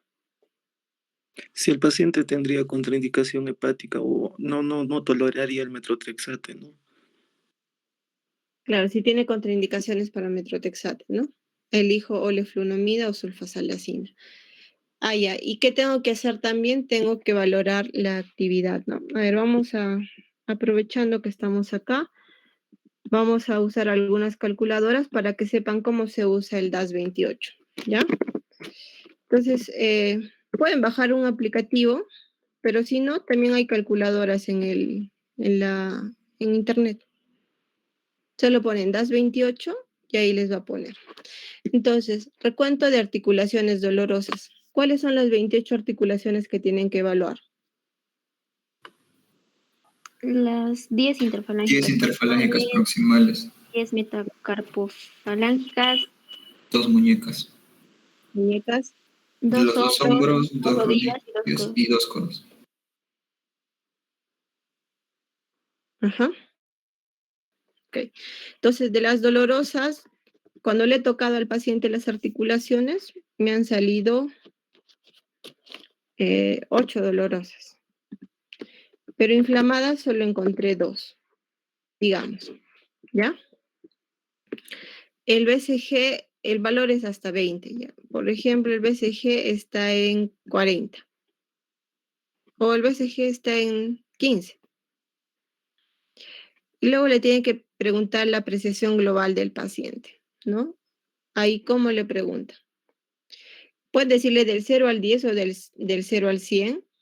¿Cómo ve que la artritis lo ha afectado en su vida familiar, personal, laboral, durante los últimos 7 a 10 días? Entonces, el paciente te dice, yo creo como 5 o 50%. Y ya. Entonces, ponen esos datos y le ponen realizar cálculo. Y el cálculo le pone 4.5 y la calculadora me dice a qué corresponde, actividad moderada. Entonces ya estoy 3 meses con metotrexato y este es mi DAS28 en el control que me hacen. ¿Qué es lo que me van a sugerir? ¿Continuar con metotrexato? Agregar otro sintético, doctor. Sí, pero todavía no. Primero me tienen que preguntar cuánto de metotrexato me han dado. Porque si me dan dosis bajas, ¿cuál era la dosis mayor? La óptima. 25 a 30 miligramos. Miligramos por semana. El metotrexate viene de 2.5. Entonces, si yo, por ejemplo, estoy en 15 miligramos de metotrexate, lo que tú puedes hacer al mes, al mes o 2 meses, si ves que no hay respuesta, puedes ir subiendo la dosis, ¿no? Si tú ya has llegado a 20, 25 de metotrexato y no ves respuesta, ahí agregas otro DIMARD sintético, ¿ya? Pero cuando has completado la dosis techo, la dosis tope, en el caso de nuestros pacientes no te van a tolerar más de 20. Entonces, si tú ya estás en 20, ahí agrégale otro DIMAR sintético, ¿no? En el caso nuestro, en la experiencia que yo tengo con los pacientes, 25 a 30 miligramos de metrotexate, el paciente bioral no te va a tolerar. Y subcutáneo, probablemente que te tolere más de 20, 25, más casi es poco probable, ¿ya? Si no van a venir con náuseas, vómitos, intolerancia. Cuando tú ya estás en 20 miligramos de metrotexato, ya plantéate agregarle otro DIMAR. Puedes elegir leflunomida o puedes elegir sulfasalacina, lo que tú desees. La leflunomida, ¿hasta cuánto es la dosis que le puedo dar?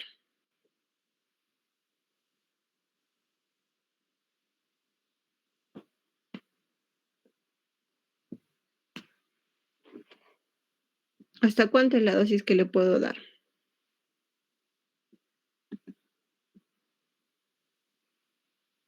Chicos,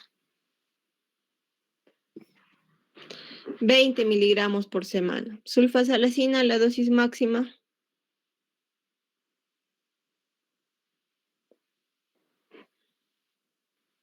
2 a 3 gramos. ¿Ya? ¿Y eso dónde está? Está acá.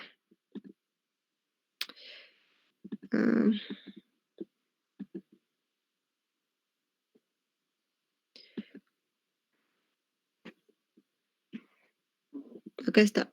Leflunomida 20 miligramos por día, sulfasalacina hasta 3 a 4 gramos por día, ¿no?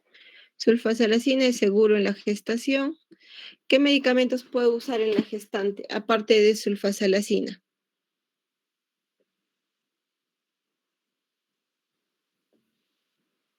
Es algo que no se los he dicho. Hidroxicloroquina, ¿ya? Hidroxicloroquina puedo usarlo sin problemas durante la gestación, ¿ya? ¿Y qué más le podrían dar al paciente cuando inicie metrotexato? ¿Qué más le podrían dar durante ese tiempo? A ver, ¿cuál sería la terapéutica? Glucocorticoides, doctora. Glucocorticoides. Ácido fólico, doctora. Ácido fólico mandatorio, ¿ya? ¿Qué más? Los glucocorticoides, ¿hasta cuánto le puedo dar? 10 miligramos. 10 miligramos máximo, ¿no? Bueno, van a ver que hay otros colegas que les mandan 50, 20, pero en AR 10 máximo, con eso podemos controlar. ¿Ya?